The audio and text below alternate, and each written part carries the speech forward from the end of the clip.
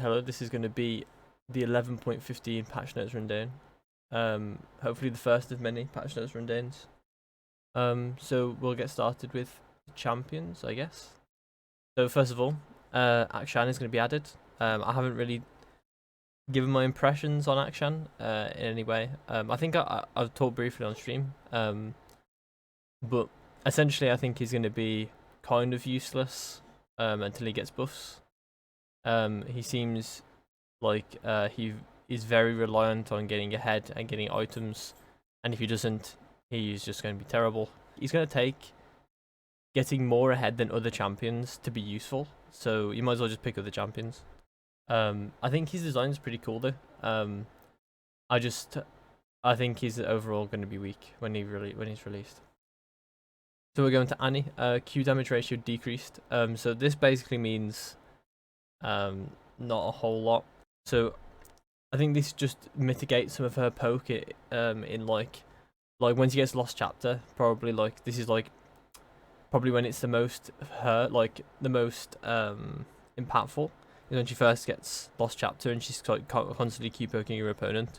Otherwise it's just 5% AP off her Q for her burst combo. Asol, Q cooldown increased. So I want to read this. Aurelian's soul is towing the line in elite play. He's finally put his claw right over it, slowing him down accordingly. Okay. So I think that they did need to minorly nerf him, but I don't think they needed to do it with Q. In my opinion, I think Q is his weakest ability. I mean, you definitely max it last as well. So if anything, it doesn't even mean a whole lot. Because 11 to 12 is not really a massive change, but I mean 7 to 8 is. So if he was maxing the ability, you could like argue like 7 to 8 is actually quite a big difference. But 11 to 12 isn't like a massive amount of difference. Because I think Aurelian Souls are actually maxing W then going E and then Q. I could be wrong, but I have seen that quite a bit. And because the E gets a lot of value from having more points in it. And that kind of swings around to the real problem with Aurelian Sol is that his E is incredibly heavy on his kit. It's a lot of his power budget in his E, and the rest of it is just kind of bad. It doesn't do anything. His ult is worthless, his Q is not that good, and his W is kind of clunky. So I think they just need to nerf his E. I don't know why this wasn't an E nerf. It was originally going to be an E nerf, I think, according to Twitter. So I don't know why they changed that, because the E nerf is probably what they needed to see for him to finally start feeling balanced, when they can finally start making changes to his other abilities and buffing his other abilities. Like his ult needs to actually feel like an ult, I think. So I think they need to change it. Blitzcrank next. Base armor and Q damage increased. Okay, so I actually really like this change. I've already seen this change, and I think it's actually really good. So he gains 3 armor. So this makes him a marginally more tanky against majority of the ADCs.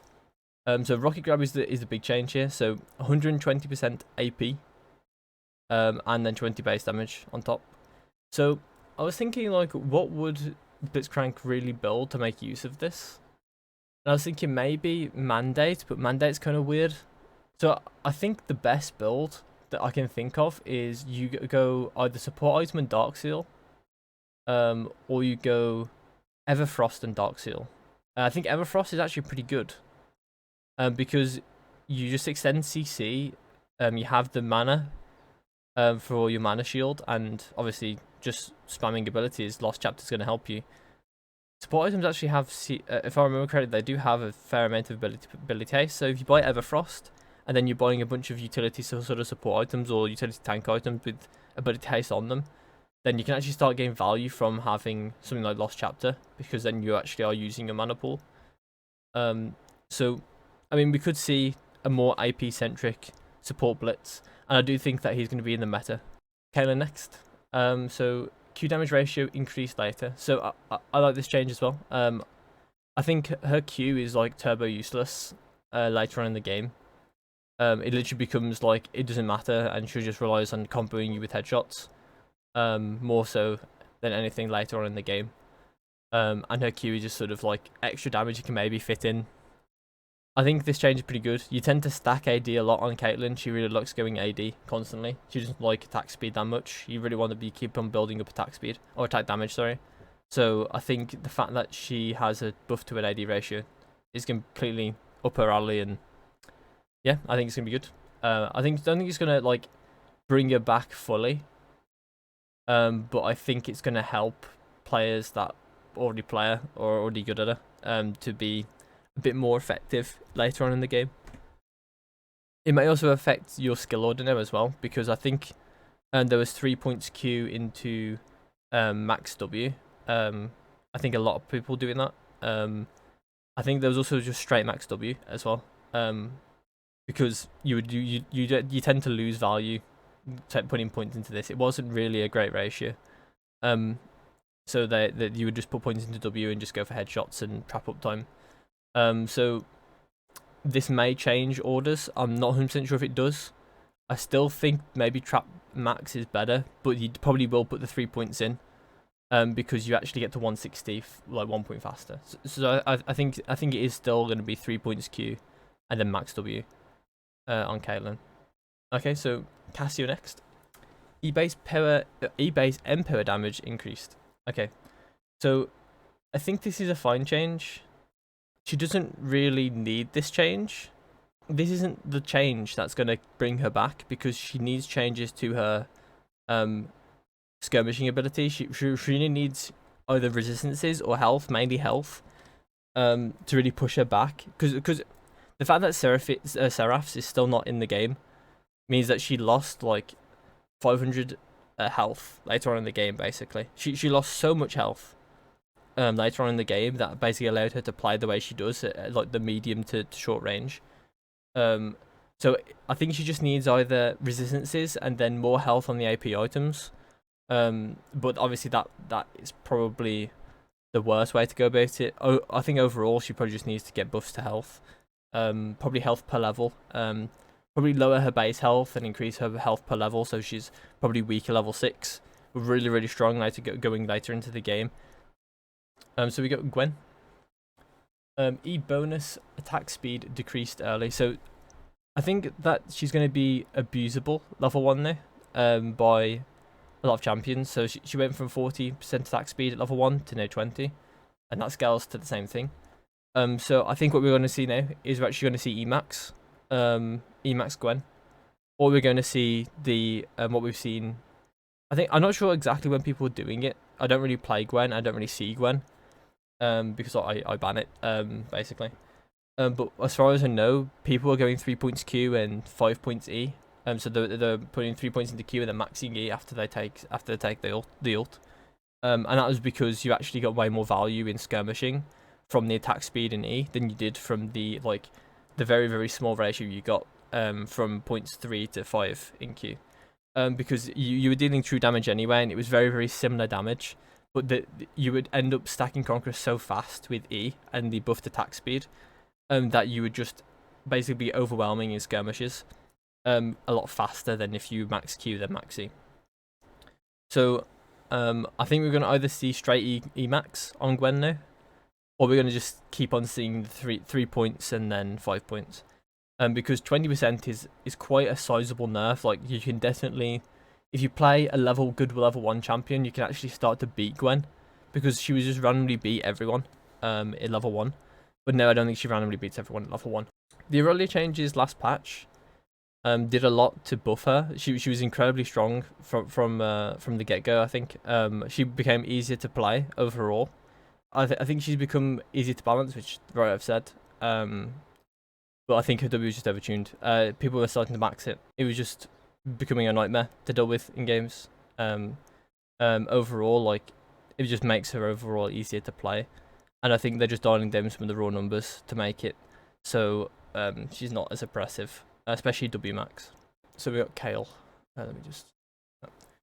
Kayle. Base magic resist decreased. So it's gone there before. It just makes her harder matchups harder. Magic damage focused. So for instance, like her Lee Sin got worse. Her Lee Sin matchup got worse because his E does magic damage. So the Lee Sin matchup got worse. All the like mages got worse. Stuff like Sylas got worse. But overall, you still pick her in the same places. Because this shouldn't really change anything. Like for a mod, if you like base resists, usually they don't really mean that much when you start to get items. Because well, resistances and all that sort of stuff tend to get scaled very fast. So 4 becomes fairly like just having a 4 difference becomes incredibly meaningless very fast.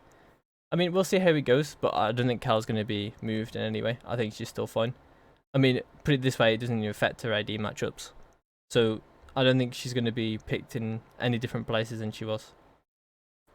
Okay, go for Q. Oh, Q. Go for Kennen. Jesus, I've read 2 sentences at once. Okay. So his Q damage is increased by 30 base and 5% AP, making it an 80% AP ratio. So I think randomly this does a million damage now. I mean, it's not like a 4-second cooldown, I think. I don't actually know what the cooldown is maxed. So AP Kennen is going to be buffed, but I mean, I think the champion still sucks. I don't think it really changes a massive amount. He may see play from people that know to play him. I'm expecting Over the One now to pick this up in 11.15 when LEC goes to 11.15. That's probably who's going to be playing it. Maybe some people in the RLs are going to be playing it that play Kennen. Okay, so we got Mordekaiser. Mordekaiser W cooldown decreased. Sword post mitigation damage from damage dealt increased. So essentially this means not much for him. It's a nice buff, but I think his W is his worst ability. Just because it doesn't do anything. I mean, it's just a shield. It's just a shield and a heal. Like, it doesn't do a whole lot. There's champions that have like bigger shields for less that do more. Like, it's pretty crazy. Like Set, for instance, his W is like his W is basically the same thing as this, but it also does 1,000,000 true damage on top. So like I don't understand like why this is allowed to exist because it's in the same game. But Indestructible is like next level useless compared to like some abilities like it. I understand that you can't have like carbon copies of the same ability on every champion, but at least make this champion have a useful W. At least let his W do something else that's useful, because just having a raw shield is nothing, and having a bit of a heal is nothing. His sustain is honestly laughable if this is his actual sustainability. Like champions with real sustainabilities are just laughing at him. Like Mundo and Garen, dude, they're actually just laughing at him when they see him use this in lane and it heals him for like 100. It doesn't really this ability doesn't scream unkillable to me. Despite it being called indestructible. Is what it is. Maybe he'll get some real changes soon. Base health and health growth increase for Nidalee. So I mean it's probably meaningful. I don't know the mass of it, to tell you the truth. So I don't know exactly how much health she gets by the end. I mean health growth it's like just under or just over a ruby crystal. And then she gets 35 on top, or 25 on top, sorry. 25 on top. So it's like 205 health. I mean, it's not quite that linear as well, so I think I can't quite remember. I think do you get more stats as levels go on? I think so. Oh my god, I should know that by the way. So health growth isn't linear, so it like grows as time as more levels, as you accrue more levels. As far as I know, I think it grows. So you actually get way less health at like level 2, 3, 4, but you get way more health when you go higher into levels. So Rell W cooldown decreased. Literally doesn't matter. Like, can you cast this twice in a fight? No, because as soon as you cast this, you go in and you probably die. So I don't think this matters. I don't see in what world this does matter. Like, maybe in lane, maybe, but if you're going on as Rell, like, are you really going to expect to cast this in 11 seconds? Probably not, right? They're either dead or you're dead. So does it really matter? Nope, definitely not. Carry on. Rumble, various Rumble heat system bug fixes and other quality of life adjustments. So I saw this and I saw there are some things that actually mean a lot to good Rumble players, but there are some things that just don't matter. So fix the bug where Rumble's heat would start decaying at inconsistent times instead of the intended 4 seconds. So this was actually a nice fix. because sometimes the inconsistent times were actually longer. Sometimes you would get 4 seconds, sometimes you would get a bit longer. So it is a bit weird. So next one, overheat check. Rumble now immediately checks immediately overheats upon reaching 100 heat, instead of having a short window where multiple spells could be cast before overheating. So it just basically just means that you can't cast 2 abilities at once at 80 and get them both off. Well, because technically that would put you on 120 heat, which is not possible. So that actually works now. By the way, that's been there for an incredibly long time. So people that actually are used to that will feel it, especially the good Rumble players that use it, like having it with intent. Rumble's heat no longer resets to previous values when undoing shop purchases. I did not know that even existed. I'm sure there were people that did. I may have used it. I don't know. I'd never seen it before. Not sure if that affects anything. Probably just a random bug fix I just noticed, honestly. But it could have been something meaningful. Now correctly indicates overheat duration of 5.25 seconds. Actual overheat duration unchanged. Okay. Cool. Electro Harpoon. Out of range bug fix. Rumble no longer stops moving when targeting Electro Harpoon at extremely long distances. Okay. So this was annoying because it made Rumble feel a lot it made his E feel really clunky than it should, like more clunky than it should have been, especially because the rest of his abilities, aside from his ult, you can cast W and Q while moving. So to have E not be able to cast while moving, or at least having to like full stop and then sort of like your character, he just sort of starts doing the stop animation and then it feels like, what's going on? Like, am I lagging a bit sometimes with his E? So it felt incredibly clunky sometimes. And I'm happy they've changed that. It's just nice. It's just a nice quality of life fix. But the problem is he's gone kind of out the meta now. He's been pushed aside by his changes. So I think he's still playable in the jungle. I just don't think he's the strongest. I think he's definitely playable in lanes too. But it's once again just not the strongest. He's also not very good in solo queue that much because he a lot of the stuff he's really good with, he requires communication, or like not communication necessarily, but he requires people to understand how to how to play with him, and that obviously doesn't happen in solo queue very often. So Shyvana, Q cooldown decreased early, damage ratios increased. So Q twin bite has gone down by 2 seconds at each rank. No, Q 2 seconds at level 1, rank 1, and then okay. So this is actually an interesting change. First hit damage ratio is now 35 AP. AD ratio doesn't change. It's at 25, so 10% up. A second hit is 10% up too. Okay, so this is actually good changes. So I'm assuming, I felt like they're trying to push maybe a Nash's Tooth sort of build with Shiv. I mean, she got destroyed by the item rework, the item shop. She doesn't really have a real item to go in terms of mythic, so she probably would. I mean, I don't know what the current builds of Shyvana's are right now. Probably something to do with Nash's Tooth. And I think if it's not now, then it probably will now. It probably will. If it wasn't before this patch, then it will be Nash's Tooth now. Because I think this is actually really good. I think it's still Emax though, so it doesn't make so having 2 seconds off is really nice. Because that's going to stay there for a lot of the game. I think AP Shyvana's used to max this last. But I'm not sure about current Shyvana. Chance that current Shyvana's maxing it second. But I don't know why that would have changed.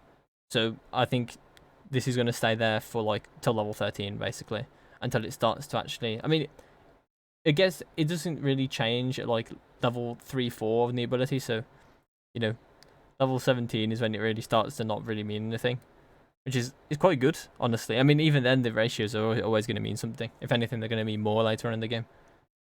So I think nice changes to Shyvana, but she really just needs an item. She really just needs to have an item she can use.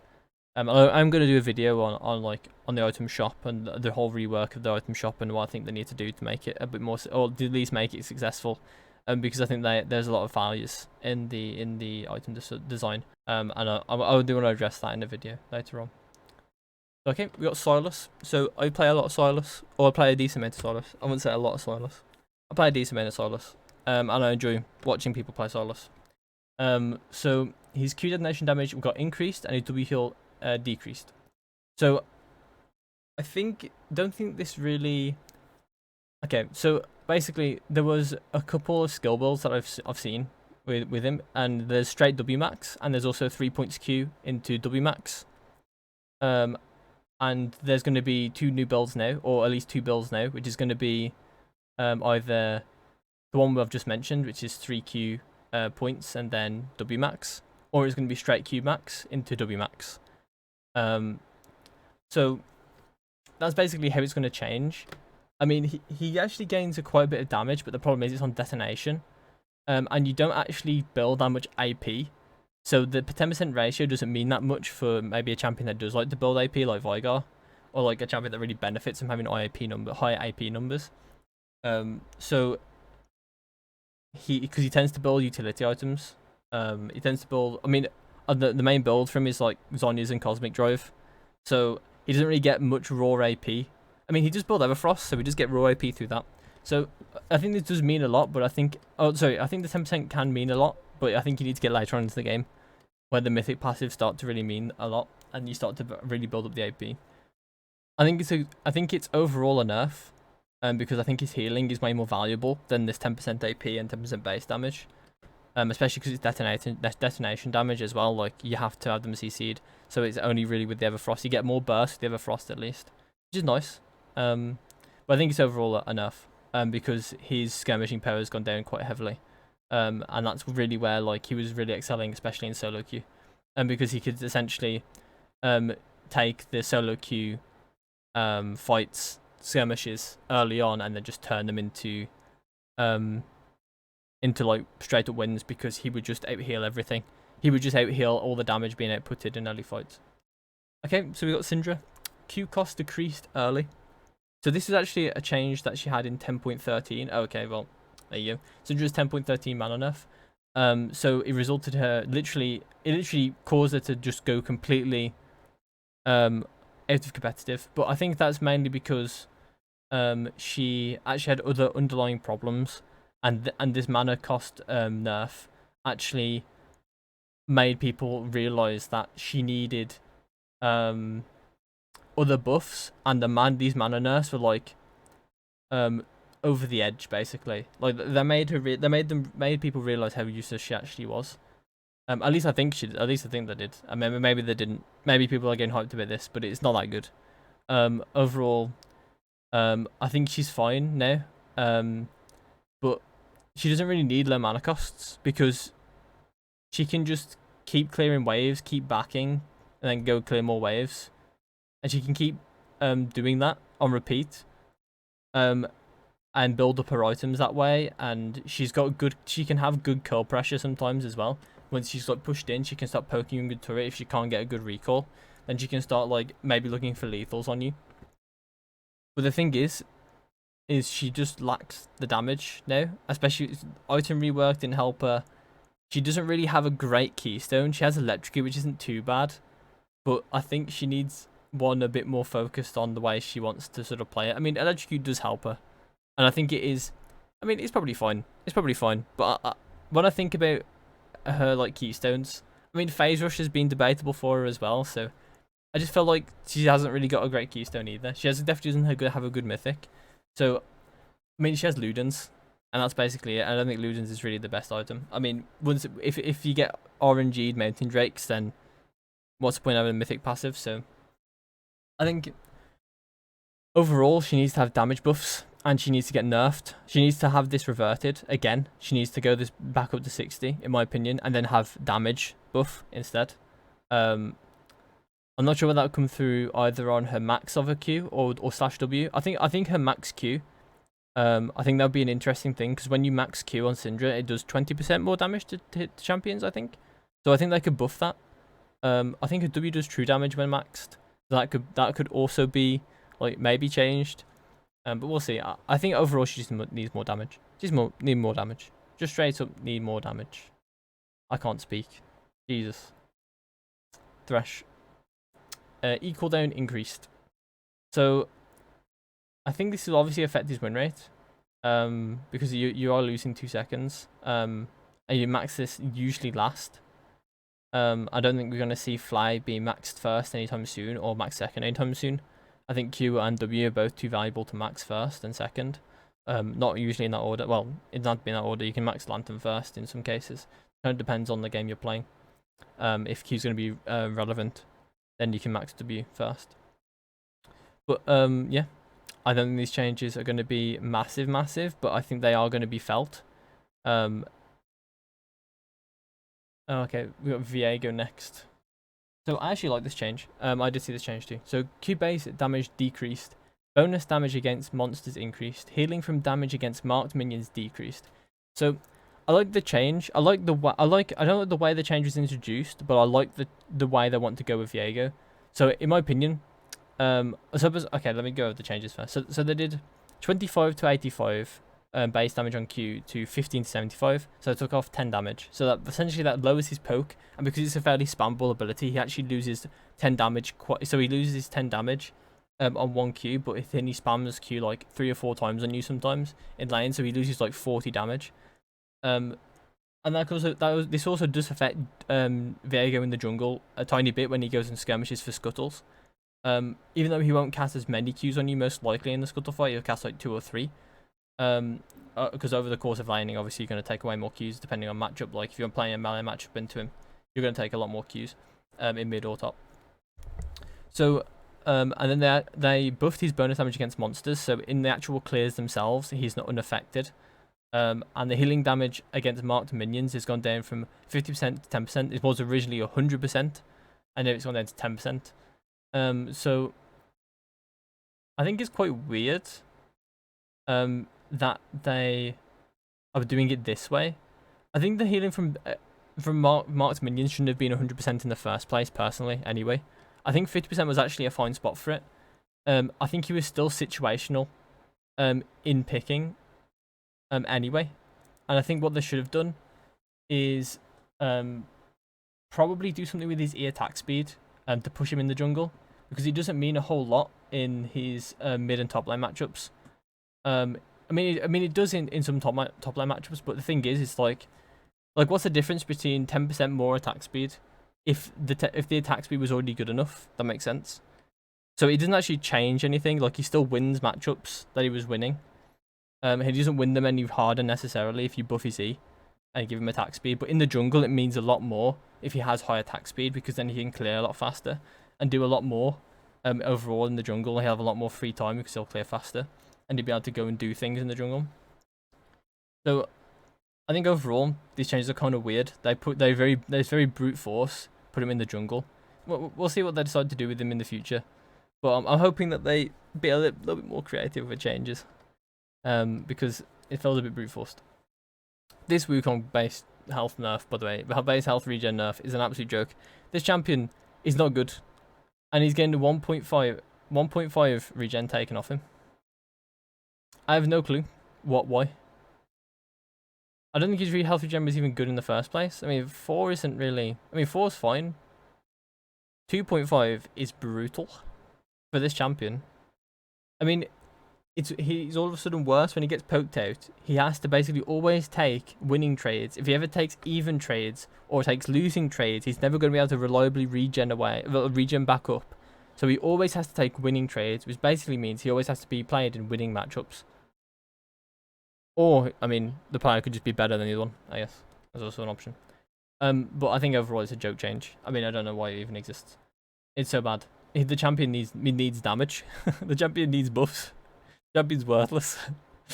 I don't even like the champion. I hate playing against the champion, by the way. I absolutely hate playing against the champion. I hate it.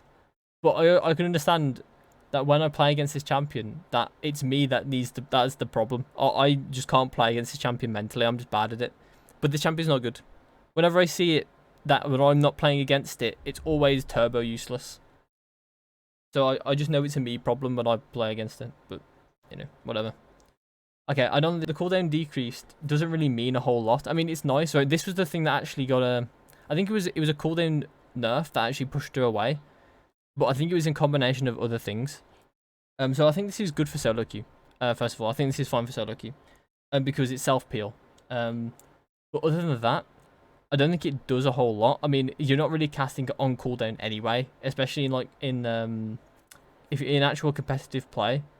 There's no way a pro player is going to be using this on cooldown. Even even at level 16, especially level 16. Honestly, so I don't think that this change really does a whole lot. I don't think that the 20-second, 15-second, 30-second changes, 25 seconds, sorry, really do anything. So I don't know why it was even changed. This champion does no damage. Champion does no damage. It has awful range. Its playstyle is currently awful because there's champions that just do the playstyle better. You want people, when you're playing Xayah, you want people to run into you. You want people to come close to you so then you can pull back feathers and delete them, basically. But, I mean, you can't really do that playstyle currently because you just don't deal damage. You just don't have enough damage. So when people get on you, you're just dead. You don't kill them fast enough. And on top of that as well, there's better champions. There's better options for you to play. If you're even thinking about playing Xayah, you can just say, I'll just play Cogmore or Aphelios. They do the job 10 times better. They do damage. They don't die. Well, sometimes they die, right? But they usually do enough damage that they at least either trade or they can just straight up kill the person coming into them. It's honestly just mind-boggling to me that her damage was untouched and her cooldown went down on an ability that you don't even cast on cooldown. It's not like it's engage. It's not like it's Malzahar ult. You're not casting this to engage or anything. You're casting this to live in majority of cases. So it's really, really weird to me that this even changes. I would actually say that I think maybe the level 6 change means something, right? Because there is probably a world where you can maybe be paired with a Leona or even Rakan and actually have kill pressure with Featherstorm. But I think, and then obviously like you want that on cooldown because it's actually a go button in that case. But I think overall, like, you're not really going to be using it as a go button, especially in the later stages of the game. So the cooldown going down doesn't really make sense. So I don't know. I guess we'll see how it works out, but I don't think Xayah's good. I don't think we'll see it. I don't think this changes anything really. I think the problem is as well. This is another change where when Xayah actually gets her real problems looked at and fixed, this will be nerfed again. Because this will become annoying to deal with, that she's constantly allowed to live, because her 100 seconds is actually might be quite oppressive, because then all of a sudden she's actually unkillable every 100 seconds, and then she probably builds some ability haze on top of it, right, because Essence Reaver and things she might end up building. So we don't actually know. But when she gets actual damage, like, then she can stop being a threat, and at the same time, then she gets focused, and then she can start playing her playstyle a lot better, right? Then this actually means something. But then, because she's useless, this means nothing. And overall, it doesn't really mean a whole lot anyway, because, once again, you don't really use it to engage, aside from very unique times early on in the game, right? With Rakan or Leona or something to win in lane. So, we'll see. We'll see how it goes. I think Xayah is going to be not useful. Okay, so we're going to go on to items. So, Hullbreaker. Boarding party bonus resistances are going up by 15 at later ranks. I don't think it's enough. Oh wait, and 45 for the minion. So I don't think this is enough to make it like properly good, but I think it's not bad. I think it's a fine change. Maybe that Aphelios top main really is going to really benefit from that change. He plays Aphelios top and builds Hullbreaker, and I mean he usually builds like Randwins as well. I've seen, so maybe these resistances really help him as well. I mean, they probably do, because he's not going to really fit a massive into bonus armor. He doesn't have great base armor or base magic resist, so I think overall, not a massive change. Hope you guys enjoyed the patch notes rundown. It's a bit rambly. I've gone on for like 50 minutes. Probably going to be a bit more condensed than that. So yeah, thanks for watching. And I think comments, looking at feedback, dislike the video, do whatever you want. Feedback is always appreciated. I was a bit, honestly, I don't really know. I don't know what this is going to be like, because I've never done this type of video before. I've never really done a video before like this. Like pre-planned, pre-recorded. It's usually just montages for me. So we'll just see how it goes. So thanks for watching. And hopefully I'll see you in the next video. Bye.